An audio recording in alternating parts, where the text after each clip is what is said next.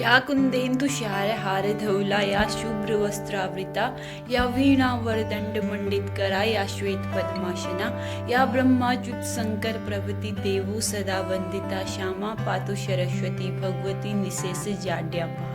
तो ये है सरस्वती का महामंत्र, जिसके जप करने से उस व्यक्ति का विवेक बुद्धि और सफल बनती है और उसमें ज़्यादा ज्ञान की वृद्धि होती है। तो ये मंत्र हमेशा सरस्वती माता की आराधना करते समय बोला जाता है। तो हम अपने व्लॉग को फिर से कंटिन्यू कर रहे हैं बसंत पंचमी के दिन की। दादा नहीं है वो ऐसे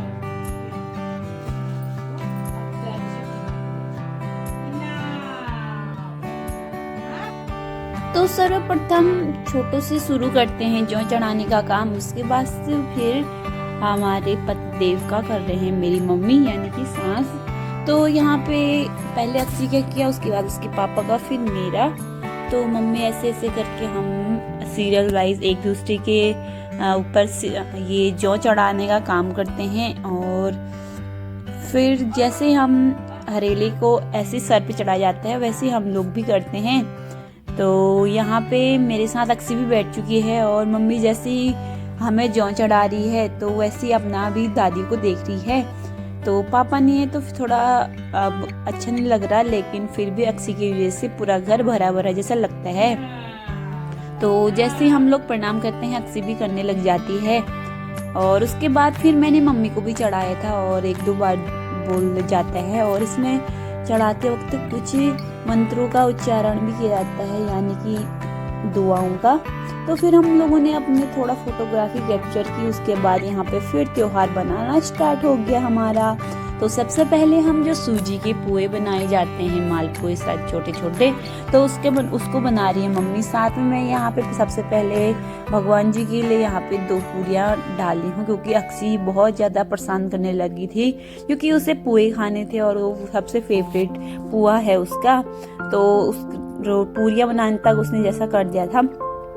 तो हमने दो ही पूरी बनाई, उसके बाद 2 बड़े बनाए, साथ में हमने 2 जो सूजी के पोहे होते हैं वो बनाए। तो फटाफट से सबसे पहले हमने मंदिर में रखा और उसके बाद सबसे पहले उसी को दिया। तो जैसे ही हमने उसको बड़े और पुआ दिया तो फिर उसके बाद वो बैठने लगी थी एक जगह। फिर हमारे थोड़े थोड़े करके बन ही गए थे और मम्मी ने धीरे धीरे करके सारे पुए आधे लगभग बनाई दिए थे। फिर मैंने यहाँ पे सबसे पहले एक थाली में भगवान जी के लिए अलग रखा। तो यहाँ पे भगवान जी की थाली भी रेडी है और इसमें कमी है सिर्फ तुलसी पत्ते की और साथ में पानी की। तो ये कमी भी मैंने पूरी कर दी है और इसमें हमने रख दिया सबसे पहले भगवान जी को। फिर अक्सी को देने के बाद मैंने भी चखा तो काफी टेस्टी हो रहा था हमारा त्योहार।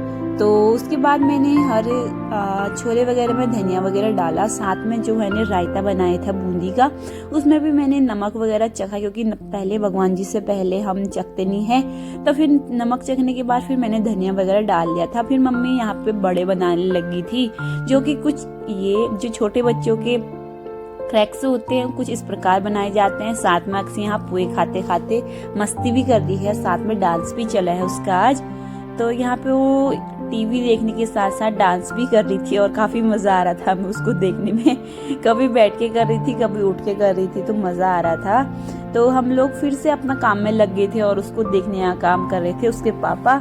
तो मम्मी यहाँ पे बना रही है बड़ों को। तो जो हमारे घरों में बड़े बनाए जाते हैं मुख्य रूप से त्योहारों में, तो कुछ इस प्रकार बनाए जाते हैं, बीच में गोल राउंड, क्योंकि अंदर से अच्छे से पक जाते हैं। साथ में हमारे पुए भी बनाए जाते हैं। तो हमारे त्योहार बनाने तक मेरी पौड़ी यानी कि अक्सी की बुआ जी और दीदी भी आ गई थी। तो मम्मी ने सर्वप्रथम उनको जौ चढ़ाने का काम किया और उसके बाद आशीर्वाद।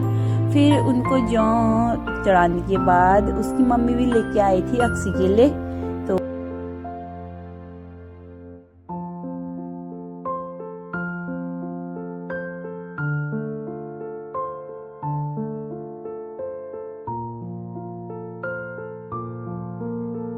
तो एक एक करके जौ के पत्ते हर फैमिली मेंबर को चढ़ाए। उसके बाद फिर हम लोग मैं खाने की तैयारी में लग गई थी।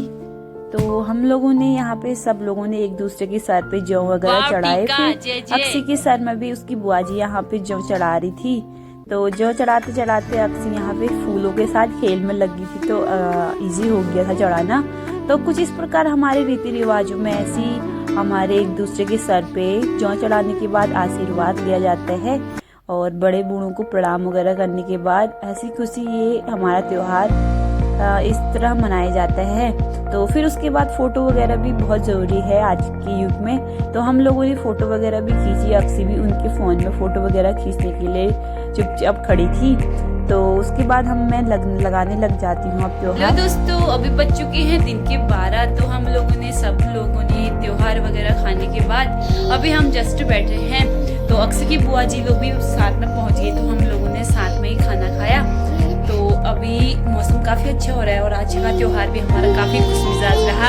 और सब लोगों ने जौ वगैरह चढ़ाने के बाद फिर अब भी अक्सी का सोने का टाइम हो गया है। तो मैं अक्सी को सुलाती हूँ। अक्सी देखो, अक्सी को अब नीनू आ रहा, तो अक्सी को सुलाते हैं। और इसने आज ड्रेस वगैरह पहनी थी तो दिन भर उसे तो जैसे कि आप सभी जानते हैं कि आज थी बसंत पंचमी। तो बसंत पंचमी भी आज निपट चुकी है। सब लोगों ने उत्तराखंड में हर घरों में त्योहार वगैरह बनने के साथ साथ अपनों का प्यार भी और आशीर्वाद भी बहुत सारा जुड़ा रहता है।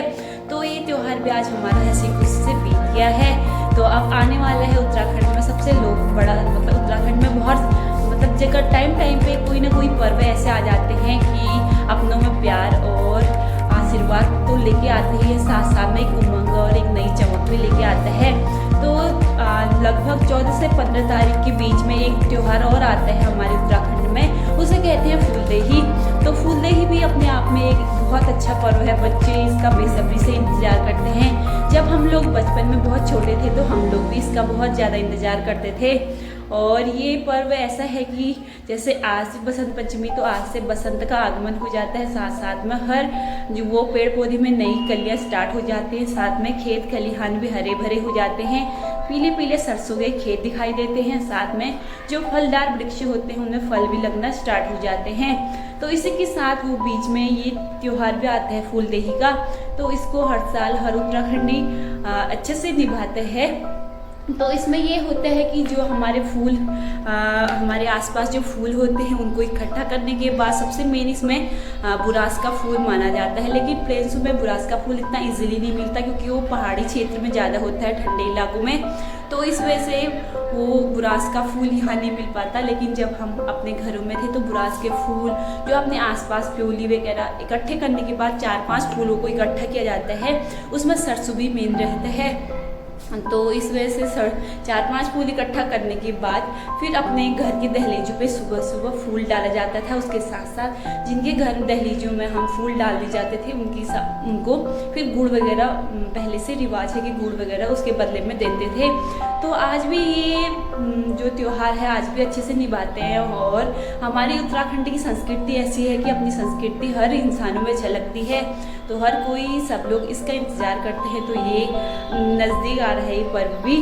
तो पिछली बार अक्सी छोटी थी, इस बार हमारे फूल भी डालेगी क्योंकि बहुत अच्छा होता है जब छोटे छोटे बच्चे हमारे दहलीजों में फूल डालने के लिए आते हैं। तो एक बहुत अच्छा लगता है। ऐसा लगता है कि जैसे छोटे बच्चे भगवान का अवतार माने जाते हैं, तो ऐसा लगता है कि भगवानों का आशीर्वाद हमें मिल गया है।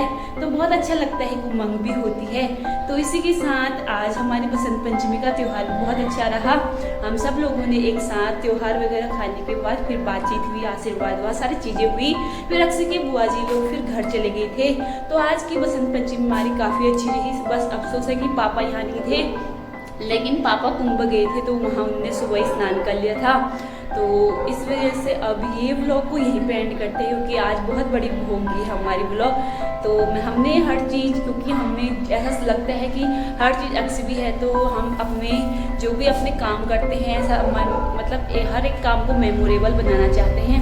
तो हर चीज़ आपके साथ शेयर की जाती है। तो इस वजह से आज हमारी ब्लॉग भी बहुत बड़ी हो गई है। तो आशा करती हूँ ये वीडियो आपको बहुत अच्छी लगी होगी। अगर अच्छी लगी तो इसे लाइक कीजिए, सब्सक्राइब कीजिए और अपने दोस्तों के साथ अधिक से अधिक शेयर करें। मैं पिंकी आपको मिलती रहूँगी ऐसे नए वीडियो के साथ। तब तक के लिए बाय बाय।